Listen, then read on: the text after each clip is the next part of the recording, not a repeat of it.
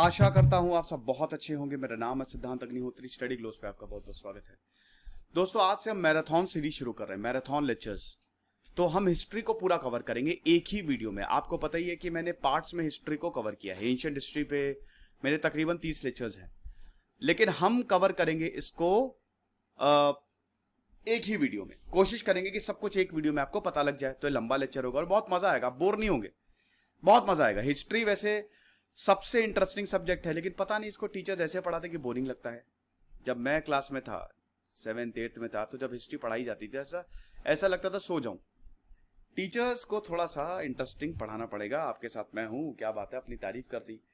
तो ancient history की हम बात करेंगे। चलिए, चैनल को सबसे पहले सब्सक्राइब करो यार। इतना लंबा लेक्चर आने में बैंड बज जाती है, तो आप इतना तो कर ही सकते हो हमारे लिए। और इंस्टा पे आप मुझे फॉलो करो, टेलीग्राम पे आओ, लगभग 22,500 के करीब सब्सक्राइबर हैं। खबरी ऐप पे मैं आ गया हूं और हमारी वेबसाइट चालू हो गई है। आपको पता ही है कि आज से 13.5 अरब साल पहले बिग बैंग हुआ, जिसपे मैंने पूरा सेपरेट लेक्चर लिया है। 6 थ्योरीज हैं, उनमें से मोस्ट एक्सेप्टेड थ्योरी कि हमारा यूनिवर्स कैसे बना, 13.5 अरब साल, 4.5 अरब साल पहले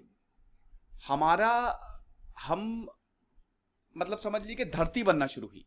ठीक है, हमारी धरती जो है वो बनी और ह्यूमन एवोल्यूशन हुआ। हालांकि 25 लाख साल पहले जो ह्यूमन है वो यहां पे हम ह्यूमन एक्टिविटी 25 लाख साल पहले ट्रेस कर सकते हैं। कैसे ट्रेस करते हैं सर? आसान है यार, कार्बन डेटिंग से। ये जो यूज करते थे, उनकी हड्डियां आसानी से, कार्बन होता है ना इसमें, सब हाइड्रोकार्बन है, उससे पता लगाई जा सकती है कि ये कितना पुराना होगा। अगर आप चाहेंगे तो मैं कार्बन डेटिंग पे सेपरेट लेक्चर ले आऊंगा। कार्बन डेटिंग, यूरेनियम डेटिंग, ये सब मेथड्स होते हैं, तो कोई दिक्कत नहीं होती। आर्कियोलॉजिस्ट जो होता है, हमारी साइंस इतनी डेवलप हो गई है कि आर्कियोलॉजिस्ट खोदते रहते हैं और हिस्टोरिकल रिकॉर्ड्स निकलते रहते हैं। 1920 में जब खोदना शुरू किया तो पूरा का पूरा शहर निकल आया, इंडस वैली सिविलाइजेशन। तो दोस्तों, हम बात करेंगे सबसे पहले कि हमारी धरती का जर्नी कैसी रही है, इंसानों की जर्नी कैसी रही है। आपने वो किताब पढ़ी है सेपियंस? मेरी फेवरेट किताबों में से एक है, युवल नोआ हरारी की, शानदार, जरूर पढ़िएगा। 2 एस्पेक्ट है ह्यूमन एवोल्यूशन के। सबसे पहले बायोलॉजिकल एवोल्यूशन। आपको पता ही है कि हम कहां से आते हैं। पॉन्जिडे, चिंपैंजी और गोरिल्ला, ये सब पॉन्जिडेज में आते हैं। ठीक है, हम भी वहीं से आते हैं। जब हम अपने आप को ट्रेस करते हैं तो हम क्या थे? हम एप ही तो थे, हम बंदर ही तो थे। वहां से हम इवॉल्व हुए, तो बायोलॉजिकल एवोल्यूशन हुआ ना। पहले लेमार्क आया, लेमार्क ने अपनी थ्योरी दी, फिर चार्ल्स डार्विन ने अपनी थ्योरी दी, जिससे सब कुछ बदल गया। हमारे अंगूठे जो है वो मुड़ने लगे, हमारा दिमाग बदला। हम बंदरों की तरह, बंदर ही थे, वैसे चलते थे। उसके बाद फिर हम पीठ सीधे, हमारी जो रीढ़ की हड्डी वो सीधी हो गई। हमारे आगे के जो 2 पैर थे वो हाथ बन गए। हमारा थंब जो है उसका मूवमेंट शुरू हुआ। हमारे हाथ जो है वो छोटे होते गए। ये सब है बायोलॉजिकल एवोल्यूशन। किसी दिन मैं एवोल्यूशन पे लेक्चर लूंगा, मजा आ जाएगी आपको।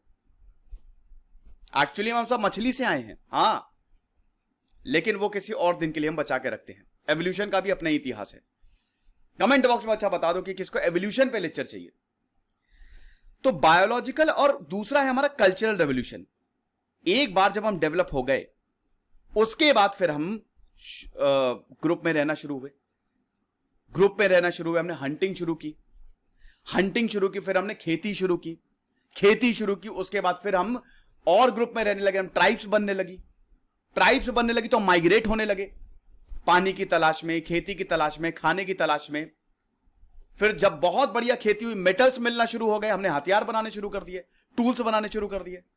जब हम टूल्स बनाने लग गए तो उसके बाद बड़े बड़े एम्पायर्स खड़े हो गए। एम्पायर्स के बाद नहीं, सिविलाइजेशन आई, सिविलाइजेशन के बाद बड़े बड़े एम्पायर्स के बाद देश बनना शुरू हो गए, और आज हम यहां पे हैं। होमो हैबिलिस, 25 लाख साल पहले इंसान आया। 2.5 million years ago human life began, जो ह्यूमन एक्टिविटी थी। होमो हैबिलिस बोला जाता था। यह हमारी ही स्पीशीज थी, बंदरों से जस्ट इवॉल्व जो हुई थी। यह लगभग 21 लाख साल से 15 लाख साल तक रही।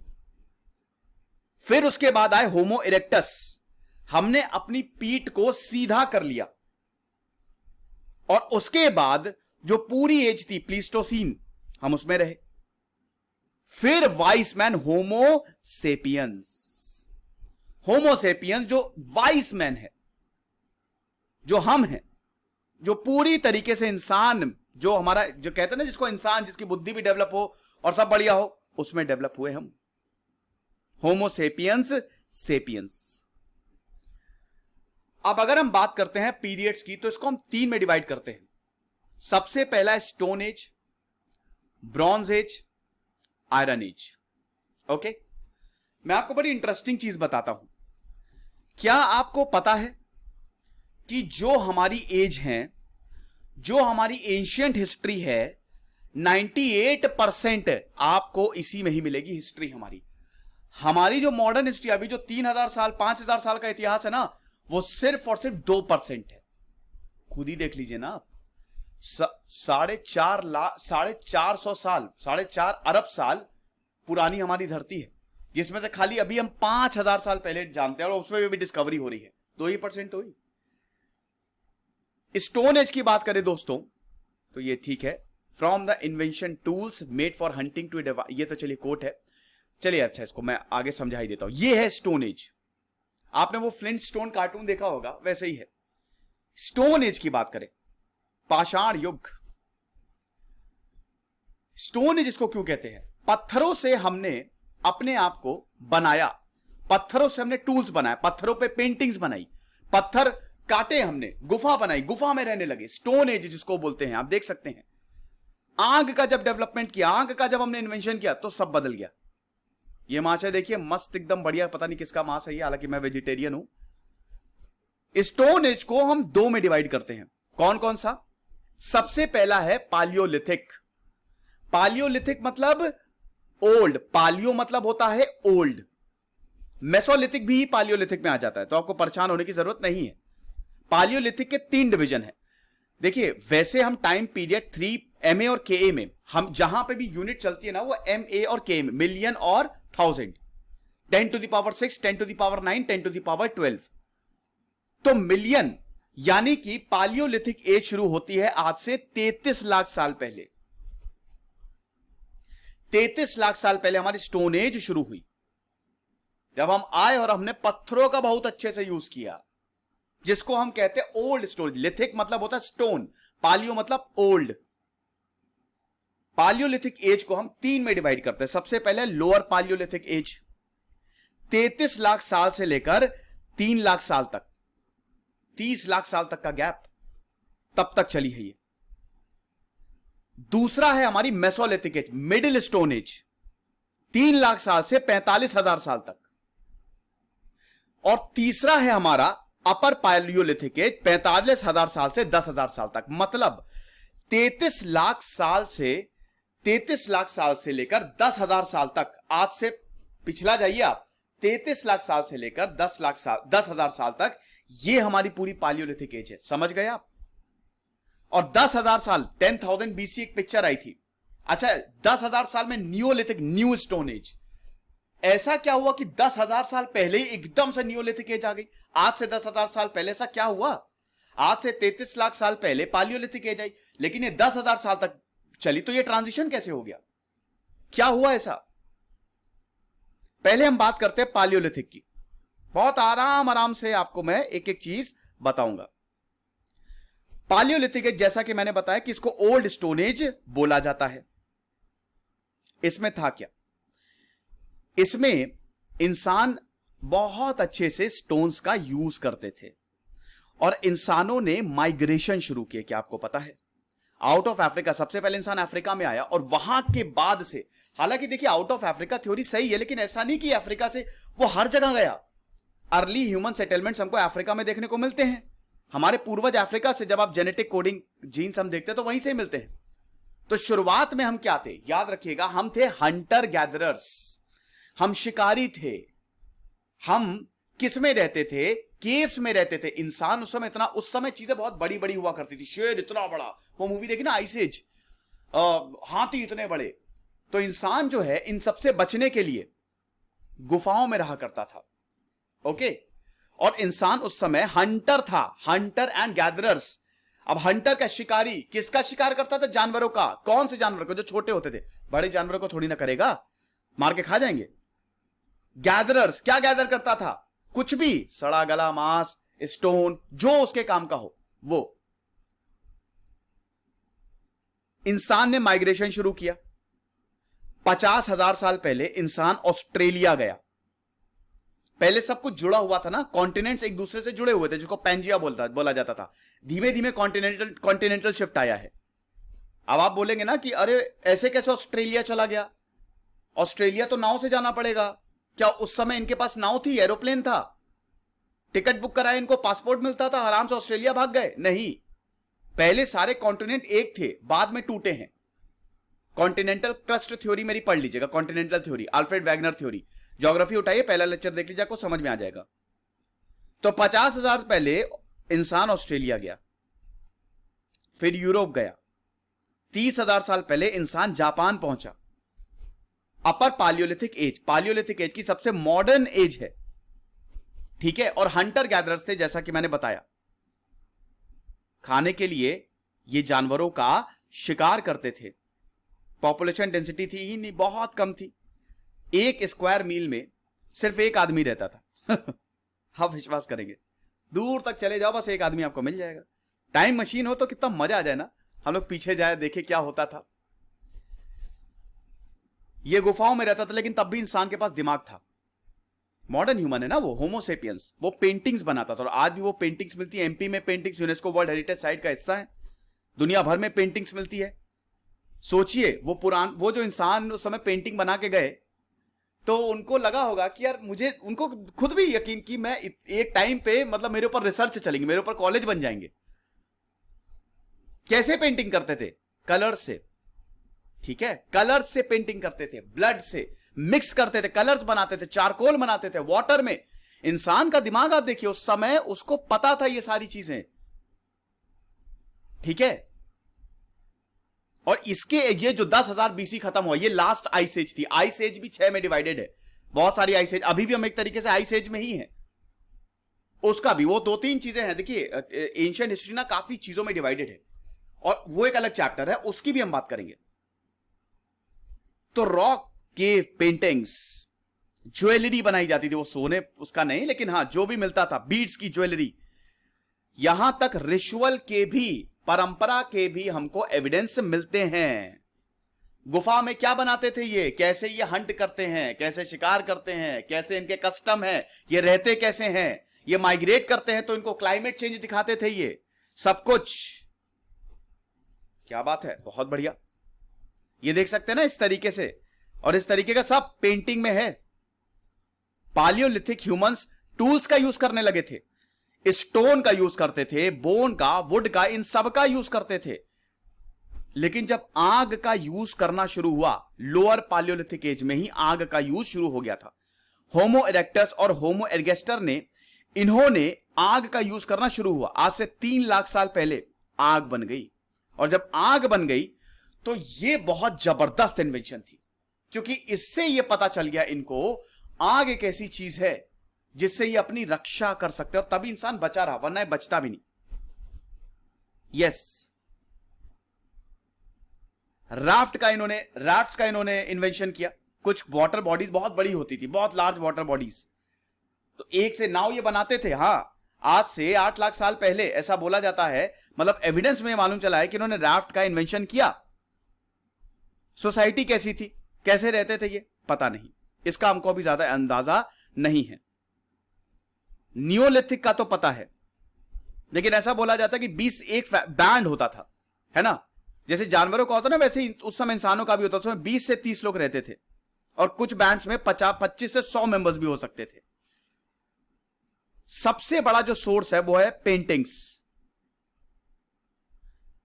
और उन पेंटिंग्स में यह भी दिखाया गया है कि जो औरतें हैं वो उस समय भी घर का काम करती थी, प्लांट्स, फायरवुड लाना, वो सब। और आदमी जो हैं वो गैदर करते थे, कोई मरा हुआ अगर जानवर है उसको ले आए, या जानवरों को मारा, ऐसा। तो उस समय भी औरतें घर में खाना पकाती थी, और आदमी बाहर जाके शिकार करता था। अब मुझे लगता है वही पेट्रियार्की जो है वो चली आ रही है। साथ ही साथ अपर पालियोलिथिक एज में ह्यूमंस ने बहुत कुछ प्रोड्यूस किया। Cave paintings, animal carvings, rock paintings, ये सब हमको देखने को मिलती हैं। और ये जब हम स्टडी करते हैं मजा आ जाती है। मेसोलिथिक पीरियड, देखिए मेसोलिथिक पीरियड जो है ये लगभग स्मॉल स्टोन टूल्स को जब यूज करते थे, पॉलिश्ड थे। मेसोलिथिक पीरियड इतना कोई खास नहीं है। मैं सीधे न्यूलिथिक पे आता हूं। देखिए मेसोलिथिक एक छोटा सा ट्रांजिशन है कि अब इंसान और ज्यादा मॉडर्न हो गया। अब जो टूल्स है वो और ज्यादा मॉडर्न हो गए हैं। अच्छा, डाइट कैसी थी? आपको बता दूं कि उस समय फ्रूट, सीड्स, उस समय भी तो पेड़ होते थे ना, पेड़ पौधे, तो वहां पे जो फल मिलते थे, जो सीड्स होते थे, कुछ जगह नट्स मिलते थे, कुछ ग्रास होती थी, वो खाते थे ये। हालांकि पालियोलिथिक में इंसान जो है वो कार्निवोरस था, लेकिन हर्बीवोरस भी था। लेकिन जैसे जैसे वक्त आगे बढ़ेगा वैसे वैसे इंसान जो है वो बुद्धिमान होता जाएगा। कब बुद्धिमान होगा? जब आएगा, ये देख सकते हैं आप, इस तरीके से होता था। बुद्धिमान होगा नियोलिथिक में, 10,000 BC, मेसोलिथिक की शुरुआत।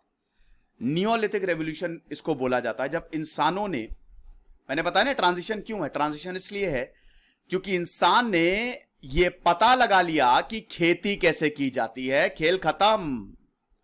इंसान को यह पता चल गया कि खेती से भी हम अपना पेट भर सकते हैं, और उसके बाद पूरी दुनिया क्रांतिमय हो गई, रेवोल्यूशनाइज हो गई। रेवोल्यूशन आ गया, इसको बोलते हैं या नियोलिथिक रेवोल्यूशन। 12,000 साल पहले, और यह चला है 6,500 साल तक।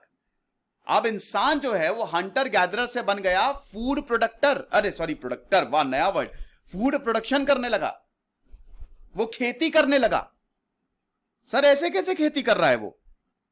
नियोलिथिक के बाद आएगी चाल्कोलिथिक, कॉपर एज जिसको बोला जाता है, क्योंकि अब मेटल मिलना शुरू हो जाएंगे।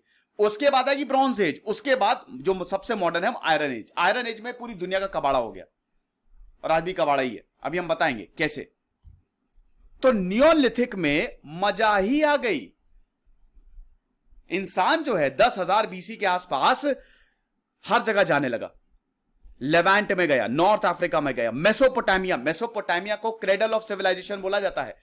क्रेसेंट, द फर्टाइल क्रेसेंट, ये मेसोपोटामिया का जो पूरा पार्ट है।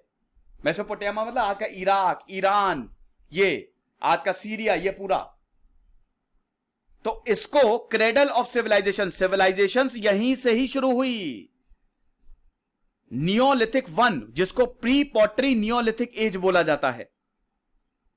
Neolithic 2, pre pottery Neolithic B, जो 8,000 के अराउंड आई। पॉटरी क्यों? क्योंकि यहां पे लोगों ने पॉटरी भी बनाना शुरू कर दिया, लोग कढ़ाई करने लगे। क्या बात है। और फिर फाइनली नियोलिथिक 3, पॉटरी नियोलिथिक, जिसको सिर्फ बोला जाता है, जो कि 6,500 BC से आई। समझ रहे? तो इंसान जो है अब खेती करना सीख गया, उसने सीरियल ग्रेन्स उगाए, उसने एनिमल्स को डोमेस्टिकेट किया। एनिमल्स का डोमेस्टिकेशन सबसे ज्यादा इंपॉर्टेंट रहा है। एनिमल को जब यहां सबसे पहले हॉर्सेस को, घोड़ों पे ही जंग जीती। जितने भी नोमैडिक एम्पायर्स है ना, मैं बता रहा हूं कि सब पे मैंने सेपरेट लेक्चर लिए हैं। जितने भी नोमैटिक एम्पायर्स हैं वो सब घोड़ों से जंग जीती गई है। सबके सब पास जबरदस्त घोड़े थे। इंसान ने शीप को डोमेस्टिकेट किया, गोट्स को डोमेस्टिकेट किया। इजिप्ट में भी डोमेस्टिकेशन ऑफ एनिमल शुरू हो गया, पोल्ट्री शुरू हो गई। अब खाने की कमी नहीं थी। पहले इंसान को खाने के लिए संघर्ष करना पड़ता था। आज भी संघर्ष करना पड़ता है इंसानों को, लेकिन जानवरों को ज्यादा संघर्ष करना पड़ता है। लेकिन अब ऐसा नहीं रहा। भारत में भी आया। भारत में हरियाणा में हम ये देखते हैं, ये 7,500 के करीब, 7,500 साल पहले के करीब दोस्तों हमको नियोलिथिक साइट्स मिलती हैं, मेहरगढ़ में मिलती हैं। वीट और बार्ले उगाए जाने लगे। कौन कौन से एनिमल्स को डोमेस्टिकेट किया जाता था? सबसे पहले ये वाइल्ड एनिमल्स को ब्रीड, जैसे कुत्ता। कुत्ता क्या है? कुत्ता भेड़िया है। भेड़ियों की कुछ प्रजाति ऐसी थी पहले जो बढ़िया थी, जिनको टेम किया जा सकता था। कुत्ते भेड़िए से, तो जैसे हम चिंपैंजी से आते, कुत्ते भेड़िए से आते हैं। तो भेड़ियों को पकड़ा, उसमें उन कुत्तों को, मतलब उनको निकाला जिनको टेम किया जा सकता था, और उसके बाद उनकी ब्रीडिंग शुरू की। डॉग, पिग, शीप, गोट, इन सबको टेम किया जाता था। और इनके दो पर्पस थे, जैसे दूध भी मिलता था, अंडे भी मिलते थे, है कि नहीं? गोट का, शीप का, ये सब दूध भी तो मिलता था, और साथ ही साथ इनको खाने के लिए भी यूज किया जाता था।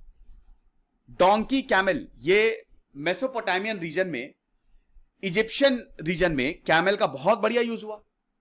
आपको पता है ना, ऊंट 2-2 महीने बिना पानी के रह सकता है, इसीलिए उसको शिप ऑफ द डेजर्ट बोला जाता है। डोंकी का बहुत बढ़िया सा डोमेस्टिकेशन हुआ। घोड़ों का तो जबरदस्त, घोड़ों का तो ब्रेक थ्रू रहा ये। जब घोड़ों का डोमेस्टिकेशन शुरू किया तो तबाही मचा दी। आप समझ लीजिए नोमैडिक एम्पायर्स बन गए। मंगोल एम्पायर, चंगेज खान, वो नोमैडिक एम्पायर था ना, उसके पास बहुत तगड़े घोड़े थे। 1405 आते आते उठा के फेंक दिया सब। वीगुर एम्पायर और बहुत सारे दोस्तों, सेल्जुक टर्क्स, इन सब के पास घोड़े बहुत जबरदस्त थे, और डोमेस्टिकेशन ऑफ हॉर्स शुरू हुआ। एनिमल राइडिंग शुरू हुई। ऐसा था, याक्स, रेनडियर्स, इन सबको टेम किया जाने लगा। तो नियोलिथिक ने एक तरीके से सब कुछ बदल के रख दिया। अब दो इंपॉर्टेंट फीचर थे नियोलिथिक के, अगर यहां पे लिखे हैं, चलिए नहीं लिखे, मैं आपको बता देता हूं। सबसे पहला इंपॉर्टेंट फीचर था जो ब्रीडिंग थी, एनिमल्स की ब्रीडिंग कैसे होनी है, क्योंकि इसी पे इकोनॉमी डिपेंडेंट थी। नियोलिथिक में आपको बता दूं, जिसको पास्टोरल नोमैडिज्म कहते हैं, नोमैड्स था उस समय, इंसान एक जगह टिकता नहीं था, इधर से उधर जाता रहता था। बाद में नदियों के पास सिविलाइजेशन बने, अभी हम उस पर आएंगे। तो अभी तक तो इंसान एक जगह से दूसरी जगह जा रहा है, क्लाइमेट चेंज हुआ, गया दूसरी जगह। कितना अच्छा था ना उस समय का समय यार। सोचो, कोई एग्जाम की तैयारी नहीं, कोई टेंशन नहीं, कोई बॉस का डांटा। मैं जब ये सब देखता हूं आज, इतना professional, oh my god, you have to do like this, ऐसे इस तरीके का अजीब नहीं लगता है? पहले बढ़िया था, आराम से, कुछ नहीं, आराम से सब नंगे नंगे घूम रहे हैं, है ना, कोई कपड़ा नहीं, कोई कोट पैंट नहीं, बढ़िया, जिसको मैंने मार रहे हैं, जिसको सब अजीब, मजा आती थी, मतलब कोई इतनी प्रोफेशनलिज्म नहीं था।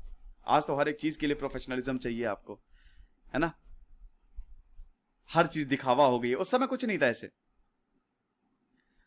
तो इकोनॉमी जो थी वो ब्रीडिंग ऑफ एनिमल्स पे ही डिपेंड करती थी, क्योंकि जो परिवार था, जिसके पास जितने ज्यादा एनिमल, उतना ज्यादा वो ताकतवर माना जाता था।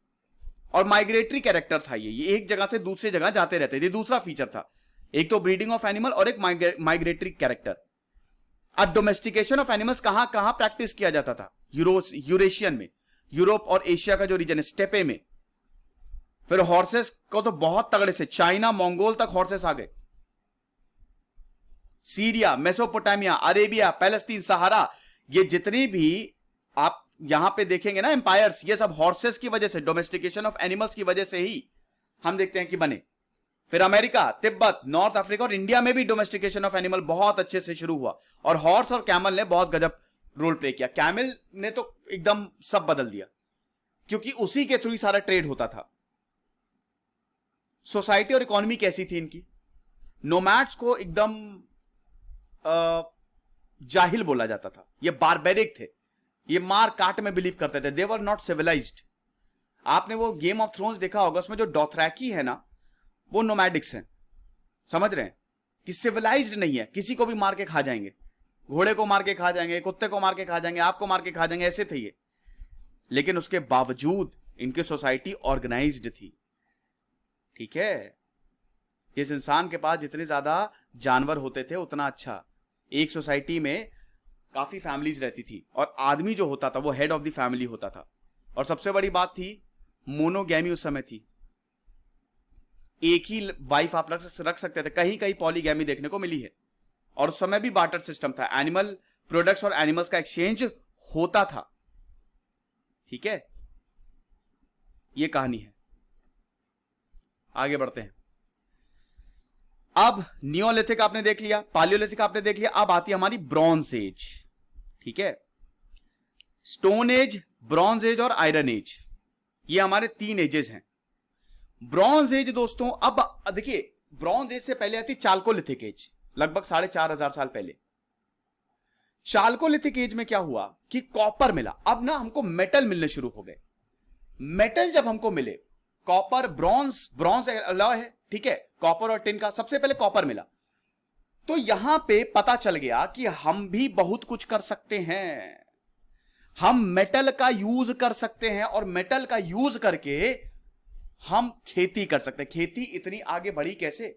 मेटल का यूज। और जैसे ही मेटल मिला, कॉपर मिला, खेल खत्म, ऐसी की तैसी कर दी। आज भी भैया तांबा कॉपर बहुत इंपॉर्टेंट है। कॉपर एज खत्म होती है 3300। अब इंसान जो है वो मेटल का यूज करना सीख गया है। ओके। और ब्रॉन्ज एज जो है वो शुरू हुई 3300 में, आज से लगभग 5000 साल पहले, 3300 बीसी। और ब्रॉन्ज एज सिविलाइजेशन 4 है ना, ब्रॉन्ज एज सिविलाइजेशन की हम बात करेंगे, अब आने वाली है। वो कौन कौन सी है? देखिए, आप एक चीज समझिए, दो हैं। ब्रॉन्ज एज सिविलाइजेशन में सिविलाइजेशन आ रही है इंडस वैली, सबसे बड़ी मेसोपोटामियन, सबसे पहले 3300 में ही आ गई वो। उसके ठीक 2 साल बाद आई, 1 साल बाद आई आपकी इंडस वैली। फिर आई आपकी इजिप्शियन और चाइनीज। ये 4 ब्रॉन्ज एज सिविलाइजेशन, वैसे अमेरिकन भी है, अफ्रीकन भी है, लेकिन ये 4 सबसे बड़ी है। और चारों की चारों सिविलाइजेशन नदी के पास। ओके, बात करेंगे हम सिविलाइजेशन की अगले पार्ट में। चारों सिविलाइजेशन को एक साथ देखेंगे। तो bronze age civilisation, bronze age जो थी बड़ा मेटल वर्किंग यहां पे बहुत बढ़िया होती थी। ब्रॉन्ज जो है वो एलॉय है, कॉपर और टिन मिलाइए तो आपको मिलता है ब्रॉन्ज। ओके, अब जब ब्रॉन्ज मिला तो टेक्नोलॉजी डेवलप हुई। अब आप बोलेंगे सर ये मिलता कहां से था? अरे यार, कमी थोड़ी ना थी। जो आज का टर्की है, ठीक है, एनाटोलिया पेनिनसुला उसको बोला जाता था, वहां से खोद खोद के ये सब निकाला जाता था। कमी नहीं थी मेटल की। मेटल तो उस समय भंडार के भंडार थे। और ये एरा 3300 से लेकर 1200 बीसी तक चला, जब ब्रॉन्ज एज सिविलाइजेशन नीचे गई। एम्पायर्स आए आयरन एज में, इसके बाद एम्पायर्स आएंगे, वो आयरन एज, और आज भी आयरन एज चल रही है। लेकिन ब्रॉन्ज एज में सिविलाइजेशन आई। कॉपर को उसने स्मेल्ट करना शुरू कर दिया, कॉपर को पिघलाना शुरू कर दिया फर्टाइल क्रेसेंट में। और यहां से फिर मजा ही आ गई। कुछ चंद इंटेलिजेंट लोग आके आए, इंजीनियर्स उस समय के, और उन्होंने मेटल वर्किंग शुरू की। ट्रेड, वॉरफेयर, माइग्रेशन, आइडिया, सब कुछ हुआ। ब्रॉन्ज एज किंगडम बने। सुमेरियन सिविलाइजेशन, बेबीलोनिया जो मेसोपोटामिया में बनी, एंशियंट ग्रीस में एथेंस, ये सबसे बड़ी शुरुआत की सिविलाइजेशन थी। ब्रॉन्ज एज भाई 1200 बीसी के लगभग खत्म हुआ। कौन कौन सी सिविलाइजेशन आती है शुरुआत की? बेबीलोनिया, सुमेर, असीरिया, ग्रीस, ये सब बड़ा इंपॉर्टेंट रहा ब्रॉन्ज एज। लेकिन फिर ये कोलैप्स किया एकदम से, 1200 बीसी में एकदम से एब्रप्टली खत्म हुआ ये, ठीक है। लेकिन इसी दौरान काफी जबरदस्त इन्वेंशंस हुए। पॉटर व्हील्स बना, टेक्सटाइल बना, आप देख सकते हैं, क्लोथ्स, क्लोथ, सब कुछ एक से एक घर बनाए गए, पक्के घर बनाए गए, और गांव के गांव बसने शुरू हो गए। ओके, गांव के गांव। देखो, जब नियोलिथिक रेवोल्यूशन आया, डाइटरी पैटर्न चेंज हुआ, सेटलमेंट ये 10,000 साल पहले से ही शुरू हो गया था। प्रॉपर सेटलमेंट, लोग रहने लगे, लोगों ने अपने घर बनाए, पक्के घर बनाए, टूल्स बनाए। भाई कॉपर है तो हम टूल्स बनाएंगे ना, फ्लेक टूल्स। वैसे पत्थर से तो टूल्स बनाए गए थे, है ना, वो जो एकदम नुकीले पत्थर बनाए जाते थे ताकि काटा जा सके। आग तो आई गई थी। पॉलिश्ड टूल, और ज्यादा टूल्स को पॉलिश किया गया। पॉटरी मेकिंग शुरू हुई, और कढ़ाई भी इतनी खूबसूरत तरीके से कि क्या बताएं, बकायदा उसमें कढ़ाई होती थी। जो पॉटरी होती थी उसमें कढ़ाई होती थी, कमाल की बात है। और ये एक्सचेंज होता था, जितने भी टूल्स है ना वो एक्सचेंज किए जाते थे। विलेज का जो यूनिट होता था वो फैमिली होता था। खूब गांव बने, बड़े बड़े गांव बने, उसमें परिवार रहते थे। वो परिवार करते थे खेती। उन परिवारों का एक लीडर, परिवार में आदमी होते थे सबसे मेन, और उस गांव का भी एक लीडर होता था। और सबसे बड़ी बात है, कानून था, लॉ एंड ऑर्डर था, लेकिन वो अनरिटन था। और उस समय भी भगवान की पूजा की जाती थी। लेकिन भगवान कौन थे? सूरज, पानी, पहाड़, जंगल, ये सब उस समय भगवान थे। परंपराएं थी, कोई मर जाता था तो उसको दफनाया जाता था। उस समय भी लोगों में इतना ज्यादा दिमाग था कि मरने के बाद इसकी आत्मा घूमती रहती है। ऐसा कुछ हुआ था। Government I, law and warfare आया, ये आप देख सकते हैं, ठीक है। और ब्रॉन्ज एज में काफी एम्पायर्स आए, लेकिन सॉरी सिविलाइजेशन आई। ब्रॉन्ज एज के बाद दोस्तों आता है आयरन एज। आयरन एज में कमाल हो गया, लोहे का यूज करने लगे हम। आयरन एज ने सब कबाड़ा कर दिया। कैसे कबाड़ा कर दिया? कबाड़ा ऐसे कर दिया कि आयरन एज लोहा मिलना शुरू हो गया। धरती पे सबसे एबंडेंस में है लोहा। लोहा आपको सबसे एबंडेंस में मिलेगा, सबसे ज्यादा। तो जब लोहा मिला तो लोगों ने हथियार बनाने शुरू कर दिए। आज भी लोहे के बिना कुछ नहीं है। बड़ी बड़ी इंडस्ट्रीज लोहे पे चलती हैं, घर लोहे पे बनते हैं, बिल्डिंग्स लोहे पे बनती है। तो आयरन सबसे इंपॉर्टेंट है। और इस आयरन ने डेवलपमेंट की वो राह पकड़ी कि क्या बताए, 1300 बीसी, आज से 4000 साल पहले आयरन जो है वो, आयरन एज जो है वो शुरू हुई। और उसके बाद तलवारें बनाई जाने लगी, रथ बनाए जाने लगे। और हम ये देखते हैं आयरन, ये मंदिर बनने लगे, फोर्ट्स बनने लगे, सब आयरन की वजह से हुआ। इस आयरन ने पूरे आर्किटेक्चर को डिफाइन कर दिया। आप समझ लीजिए, बड़े बड़े घर, ओहो हो, क्या बात है। लोहे के बिना सब सूना। अब भैया हम बात करते हैं ये, अच्छा चलो अभी ये भी देख लेते हैं। ये एग्रीकल्चर, आर्ट एंड रिलीजन, ये ज्यादा सोफिस्टिकेटेड हो गए लोहे की ही वजह से। देख रहे हो ना, ऐसे ही होता था, स्मेल्ट किया जाता था, युद्ध लड़े जाते थे, भाले। ये देखो, इस तरीके से लोहे को बनाया जाता था। लोहे के बिना दुनिया ही नहीं आगे बढ़ती। अब हम बात करते हैं इंडस वैली सिविलाइजेशन की। देखिए, सिविलाइजेशंस के हम अगले पार्ट में और अच्छे से बात करेंगे। इंडस वैली सिविलाइजेशन, देखिए 4 सिविलाइजेशन जो थी। अच्छा एक काम करते हैं, हम इसमें आपको एक छोटा सा जिस्ट दे देते हैं। इंडस वैली जितनी भी सिविलाइजेशन थी वो नदी के पास थी। आप देख सकते हैं इंडस वैली सिविलाइजेशन, इस पे मैंने सेपरेट लेक्चर लिया है। 1856 में इसको डिस्कवर किया गया था। ठीक है, 1856, चलो कोई बात नहीं है ना। वैसे इसका शुरुआत यहां से हुई थी। एक्चुअली 1856 नहीं होगा, ये होगा 1920, 1920। यहां पे मिस्टेक हो गई है दोस्तों, इसको आप 1856 नहीं होगा, 1920 होगा। तो वही है कि 2500 सालों, देखिए इंडस वैली सिविलाइजेशन में 2 फेज थे। एक था प्री, मतलब शुरुआत का फेज, जो ओल्ड इंडस वैली सिविलाइजेशन थी, जो कि लगभग 600 सालों तक चली, 2500 तक। उसके बाद हुआ मॉडर्न सिविलाइजेशन आई। ओके, और मॉडर्न सिविलाइजेशन ने सब बदल के रख दिया। मोहनजोदारो और हड़प्पा, ये 2 सबसे बड़े शहर थे। 1924 में जॉन मार्शल, जो कि डायरेक्टर जनरल थे एएसआई के, उन्होंने इस डिस्कवरी को अनाउंस किया। और क्या बताएं, जबरदस्त चीजें हुई यार। ट्रेड बेस्ड सिविलाइजेशन, इससे ज्यादा, इससे जबरदस्त सिविलाइजेशन कोई थी ही नहीं। इंडस वैली सिविलाइजेशन जो आप देख रहे हो ना, मॉडर्नाइज सिविलाइजेशन, आज भी इससे ज्यादा मॉडर्नाइज्ड सिविलाइजेशन ना कोई है और ना कोई होगी। रोड 90 डिग्री पे कट करती थी, ड्रेनेज सिस्टम था, ग्रेट बात है मोहनजोदारो। लोग इतने ज्यादा समझदार थे कि जगह जगह डस्टबिन्स रखे गए थे। बताइए, डस्टबिन्स। 1921 में दयाराम साहनी ने हड़प्पा को डिस्कवर किया, मोहनजोदारो को 1922 में।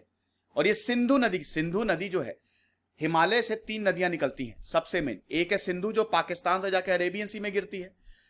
दूसरी है गंगा, जो पूरा नॉर्दर्न प्लेन को कवर करते हुए फिर बंगाल से जाके बांग्लादेश से होते हुए बे ऑफ बंगाल में गिरती है।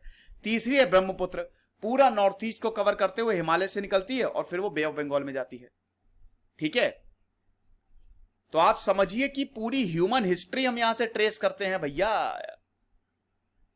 कौन कौन सी साइट आती है? हड़प्पा, मोहनजोदारो, फिर आपकी सुटका गेंदौर, चानूदारो, अमरी, कालीबंगन, लोथाल, ये सब मजा ही आ गई। और इतनी मॉडर्नाइज सिविलाइजेशन, इतनी मॉडर्नाइज, ये 4 सबसे बड़ी सिविलाइजेशन है। सबसे पहली आपकी इंडस वैली सिविलाइजेशन, दूसरी है आपकी इजिप्शियन सिविलाइजेशन, तीसरी है, नहीं सबसे पुरानी आपकी मेसोपोटामियन है। सॉरी यार, मेसोपोटामियन, ये आप देख रहे हो ना, ये है मेसोपोटामियन, ये है आपकी फिर Harappan. Mesopotamian is the oldest civilisation, इसको क्रेडल, यही है फर्टाइल क्रेसेंट। देखो मेसोपोटामियन, ये आज का जो इराक है, और उसके बाद यहां से टिग्रिस नदी निकलती है ना। हड़प्पा ये सिंधु नदी के किनारे। चाइनीज सिविलाइजेशन इधर आ जाइए आप, हुआंग हो। और उसके बाद आपकी इजिप्शियन सिविलाइजेशन ने नील नदी निकलती है, ये नील आप देख सकते हैं, है कि नहीं। तो ये सारी सिविलाइजेशन, और ये ऊपर एनातोलिया पेनिनसुला आज का जो टर्की है, सारी सिविलाइजेशन आप देख सकते हैं नदियों के किनारे। ऐसा क्यों? क्योंकि तभी तो फ्लरिश होंगी ना, नदी के किनारे हम खेती कर पाएंगे, और जब खेती कर पाएंगे तभी इंसान जिंदा रहेंगे, तभी फ्लरिश होगा। और ये देखिए, इसमें एक बहुत बड़ी बात यह है ना कि सारी सिविलाइजेशन को सी का एक्सेस है। चाइना भी, चाइनीज सिविलाइजेशन में भी इंडस वैली आप देखिए, अरेबियन सी, यहां पे आप देख सकते हैं पर्शियन गल्फ, और ये पूरा रेड सी, ये सब समुद्र से कनेक्टेड है, जिसकी वजह से ट्रेड बहुत बढ़िया होता था। ये चारों सिविलाइजेशन एक दूसरे से कनेक्टेड थी, ट्रेड करते थे एक दूसरे से। मेसोपोटामियन सिविलाइजेशन, एक एक करके थोड़ा सिविलाइजेशन को समझ लेते हैं। मेसोपोटामियन की बात करें तो मैंने बताया ना, टिग्रिस यूफ्रेट्स रिवर सिस्टम को ये पूरा कनेक्ट करती थी। फर्टाइल क्रेसेंट को आपको याद रखना है। फर्टाइल क्रेसेंट सर कितना बता रहे हो? अरे ये फर्टाइल क्रेसेंट याद करो, कितना बता रहे हो? फर्टाइल क्रेसेंट जो है पूरा मिडिल ईस्ट है, Iraq, Syria, Lebanon, Palestine, Jordan, Iran, ये इजिप्ट, ये सब, ये पूरा का पूरा एरिया है फर्टाइल क्रेसेंट। क्यों? नदियां निकलती है ना यहाँ, नील नदी, टिग्रिस नदी, ये सब फर्टाइल, इसीलिए इसको क्रेडल ऑफ सिविलाइजेशन बोला जाता है।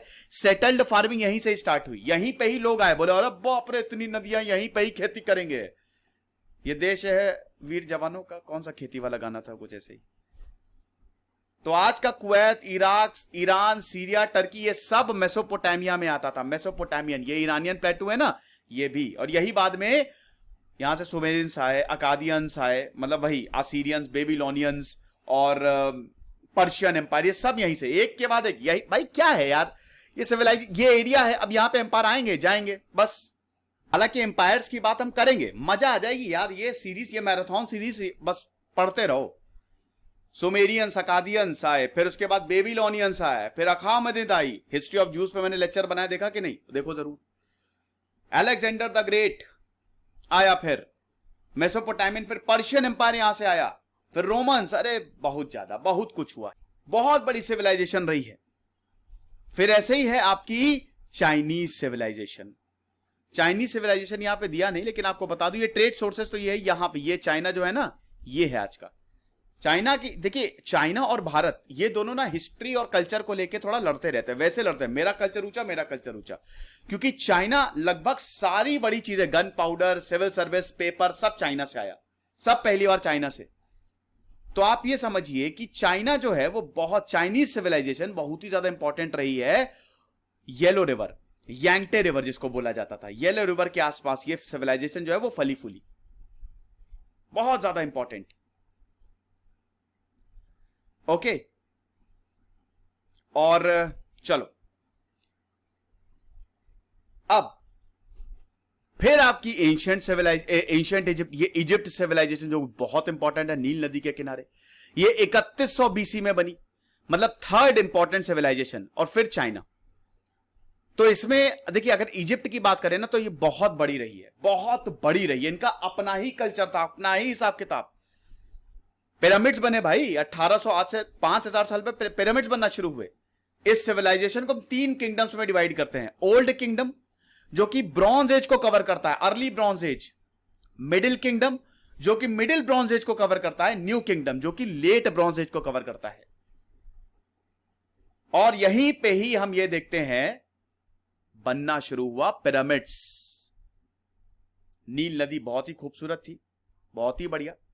एग्रीकल्चर हुआ, इजिप्ट ने मैथ्स दिया हमको, मेडिसिन दी, पिरामिड्स, टेंपल, सब कुछ यहां से आया। आज इजिप्ट का कल्चर है ही नहीं, जो उनका एंशिएंट कल्चर था वो तो खत्म हो गया। आज यहाँ पे इस्लाम है। इस्लाम जब फैला यहां से, अरब से फैला, यहाँ पे मक्का मदीना है, ठीक है, तो ये सब जगह गया। ये इनका एंशिएंट था। इजिप्ट का आर्किटेक्चर आज भी ऐसा बोला जाता है कि पिरामिड को एलियंस ने बनाया, बट ऐसा नहीं है। गवर्नमेंट और इकोनॉमी कमाल था। तो फिलहाल ये मैंने आपको चारों सिविलाइजेशन का जिस्ट दे दिया है, और अब हम अगले में सिविलाइजेशन की बात कर लेंगे। इंडस वैली आप देख लीजिए, ये 700 बीसीई, मैंने बताया ना कि ये बहुत पुरानी सिविलाइजेशन और बहुत ही, आप समझिए, एंशिएंट और गजब की सिविलाइजेशन है, मॉडर्नाइज सिविलाइजेशन है। ट्रेड रूट इतना बढ़िया, बहुत फ्लरिश हुई। सबसे बड़ी बात, बार्टर सिस्टम चलता था। अभी तक इनकी स्क्रिप्ट डेवलप नहीं हुई है, मतलब डिस्कवर नहीं की जा सकती। जिस दिन स्क्रिप्ट डेवलप की कर ली हमने, अरे मतलब डिस्कवर कर ली, डेवलप क्यों बोल रहा हूं, जिस दिन हमको स्क्रिप्ट पता चल गई, उस दिन तबाही मच जाएगी, तहलका मच जाएगा, इतिहास रच जाएगा। क्योंकि अभी तक हमको बहुत कुछ पता नहीं, अभी तक हमको ये नहीं पता बात कैसे करते थे, इनकी लैंग्वेज क्या थी। इतनी बड़ी सिविलाइजेशन मैथ्स के बिना तो चल ही नहीं सकती। कहते हैं मैथ्स इजिप्ट से आया, लेकिन कैसे? इंडस वैली सिविलाइजेशन इतनी बड़ी फ्लरिशिंग सिविलाइजेशन मैथ्स के बिना नहीं चल सकती ना। इतना गजब का क्राफ्ट का काम, आर्ट का काम, आर्टिफैक्ट्स जो है, बीड जो है, पॉटरी मेकिंग, मेटल वर्किंग, ये सब डेवलप हुई। लैपिस लाजुली अफगानिस्तान से आता था बीड मटेरियल, उस ये सब देख सकते हैं ना इस तरीके से, जो आपके ज्वेलरी में यूज होता है। ये इस तरीके की आर्ट एंड क्राफ्ट, क्या बात है। टेराकोटा के तो खिलौने गजब संभाल के रखे हैं। ब्रॉन्ज, जब प्रीस्ट जो होता था, हालांकि देखिए बहुत ही इगैलिटेरियन सोसाइटी थी, इक्वल थी ये। इंडस वैली सिविलाइजेशन में भेदभाव नहीं होता था, यहां पे एक इंसान के इर्द गिर्द नहीं घूमती थी, यहां सब इक्वल थे। प्रीस्ट को ज्यादा यहां पे जो पुजारी होते थे, पूजा होती थी, उनको यहां पे ज्यादा इंपॉर्टेंस दी जाती थी। सरकारी ऑफिशियल्स थे, डांसिंग गर्ल्स की हमको यहां पे स्कल्पचर्स देखने को मिलते हैं। लेकिन वही है ना, टेक्स्ट नहीं है यार, टेक्स्ट नहीं है। और जिस दिन टेक्स्ट मिल गया, पैरों तले जमीन खिसकने वाली है। प्लान्ड सिटीज थी इंडस वैली में, प्लान्ड सिटीज, समझ रहे हो ना, ऐसी वैसी नहीं, प्लान्ड। जैसे भारत में आज भी आपको प्लान्ड सिटीज नहीं मिलेगी। बारिश होती है, मुंबई में बारिश हुई, पानी भर गया, पूरा मुंबई डूब गया, प्लान्ड है ये, प्लान्ड सिटी है ही नहीं। ड्रेनेज सिस्टम बर्बाद, इंडस वैली में प्लान्ड सिटी थी। मोहनजोदारो खूबसूरत, हड़प्पा खूबसूरत, लोथाल पोर्ट टाउन खूबसूरत। 500 साइट्स हैं, समझ लीजिए, हड़प्पा मोहनजोदारो में 500 साइट्स हैं जो बहुत बड़े हैं, जो 3 मील्स के थे। 40,000 लोग लगभग हर में रहते थे, हर साइट में। क्या बात है। तो दोस्तों ये लेक्चर था, एंशिएंट हिस्ट्री मैंने एक वीडियो में समझा दी है। वैसे तो बहुत बड़ी एंशिएंट हिस्ट्री, लेकिन अब आपको ओवरव्यू मिल गया है, और अब आप आसानी से कुछ भी पढ़े, आपको ये सब चीजें ध्यान में रहेगी, तो आपके लिए चीजें बहुत आसान हो जाएंगी। देखो, जब भी पढ़ा करो ना, उसको एंजॉय करते हुए पढ़ा करो। ये मत सोचो कि वो भार है। अगर ऐसा सोचोगे ना तो एग्जाम नहीं निकलेगा। एग्जाम भी छोड़ दो, आप सोचो कि यार कितनी अच्छी बात है कि मुझे नई नई चीजें सीखने को मिल रही है। देखिए, यहां पे तो मैं आपको अच्छे से समझा दे रहा हूं, लेकिन आपको किताबें तो पढ़नी पड़ेगी। अब किताबों में आपको खुद ही समझना है, और ये जरूरी भी है। तो इसीलिए कुछ भी पढ़ो तो थोड़ा सा इंटरेस्ट लेके पढ़ो, एकदम वहां पहुंच जाओ हिस्ट्री में। और मुझे बताइए कमेंट बॉक्स में कि क्या क्या आपको चाहिए, कौन से लेक्चर चाहिए। फिलहाल ये पहला मैराथन लेक्चर था। वैसे मैंने history of India, geography of India 2-2 घंटे, 1.5 घंटे के लेक्चर बनाए हैं, ऐसे मैं लाता रहूंगा। अब अगले में हम जानेंगे एम्पायर्स। कुछ रहे पढ़ते रहे, इधर से सिद्धांत अग्निहोत्री साइनिंग ऑफ।